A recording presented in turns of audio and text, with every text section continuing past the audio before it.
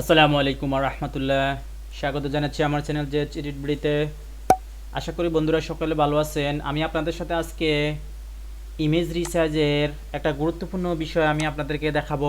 আমরা এতদিন দেখেছি ইমেজ রিসার্চগুলো আমরা এভাবে কিবোর্ড থেকে কন্ট্রোল টি দিয়ে ট্রান্সফর্ম করে এভাবে আমরা ছোট করি, এভাবে ডানে বামে আমরা এভাবে ছোট করি, কিন্তু আমরা যখন এভাবে ছোট করে দেখেন আমার প্রোডাক্টটা কি হচ্ছে, চিপে যাচ্ছে, তার মানে কনজাস্টেড হয়ে যাচ্ছে আমার প্রোডাক্টটা। আপনার যে ইমেজটা আছে, ইমেজটা আপনার পারফেক্ট রেশিও অনুযায়ী, সঠিক রেশিও অনুযায়ী কীভাবে রিসার্চ করবেন বা ক্লায়েন্টে যে সাইজটা দিবে সেই সাইজের মধ্যে আপনার ইমেজটা, ক্লায়েন্টের ইমেজটা পারফেক্ট রেশিও অনুযায়ী রিসার্চ করবেন কিভাবে, যাতে আপনার ভিতরে যে এটা হতে পারে গাড়ি, হতে পারে ম্যান, হতে পারে কোনো টাওয়ার, হতে পারে বা প্রোডাক্ট হতে পারে, এগুলো যাতে মানে 100% ঠিক থাকে, সেটা আমি আপনাদেরকে করে দেখাবো। ভিডিওটা শর্টলি আপনাদেরকে আমি দেখানোর চেষ্টা করবো। আপনারা লাইক করে শুরু থেকে শেষ পর্যন্ত দেখবেন, তাহলে 100% রেশিও অনুযায়ী আপনারা এই কাজটা করতে পারবেন।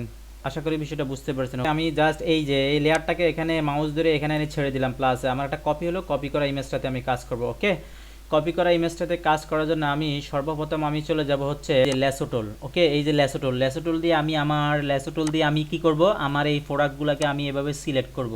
জাস্ট আমার প্রোডাক্টটা যাতে আমার যেই সাইজ আছে যেভাবে আছে সে অবস্থা 100% থাকে। ওকে, জাস্ট আমি এভাবে প্রোডাক্টটাকে সিলেক্ট করব, জাস্ট সিলেক্ট করব। ওকে, সিলেক্ট করে দিলাম। সিলেক্ট করে দেওয়ার পরে জাস্ট আমি এটা সিলেক্ট করলাম। এরপরে সিলেক্ট করে দেওয়ার পরে আমি শিফট ধরবো, শিফট ধরে আমার উপরে যেটা আছে এটা আমি সিলেক্ট করব। ওকে, এটা হতে পারে আপনাদের গাড়ি, হতে পারে আপনাদের বিভিন্ন ডকুমেন্টস, হতে পারে এটা বোতল হতে পারে। ওকে, জাস্ট আমি এই সিলেক্ট থাকা অবস্থা আমি এখানে চলে যাব, এই যে সিলেক্ট থেকে এই যে সেভ সিলেক্ট। ওকে, জাস্ট আমি এখানে নাম দিয়ে দেবো এক্স অ্যান্ড ওয়াই।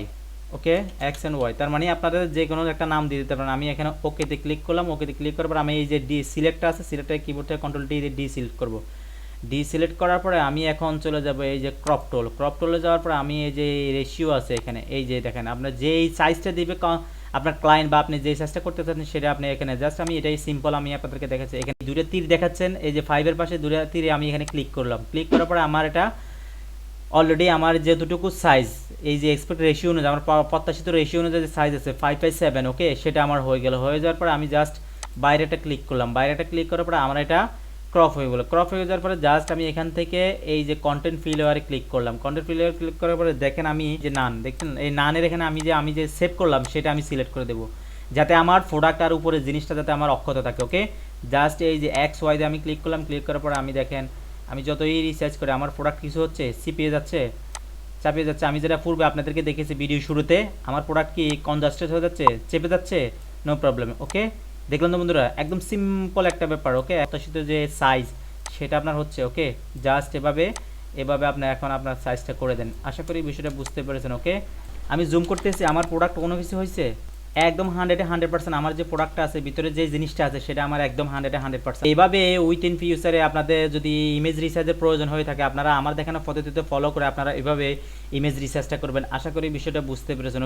তো এই ছিল আপনাদের জন্য আমার ছোট্ট একটি বিষয়। ভিডিওটি যদি ভালো থাকে অবশ্যই আমার চ্যানেলটাকে সাবস্ক্রাইব করে আমার চ্যানেলের পাশে থাকবেন এবং পাশে থাকা বেল আইকনটি ক্লিক করে দিবেন। যারা ইতিমধ্যে সাবস্ক্রাইব করেছেন তাদেরকে অসংখ্য ধন্যবাদ।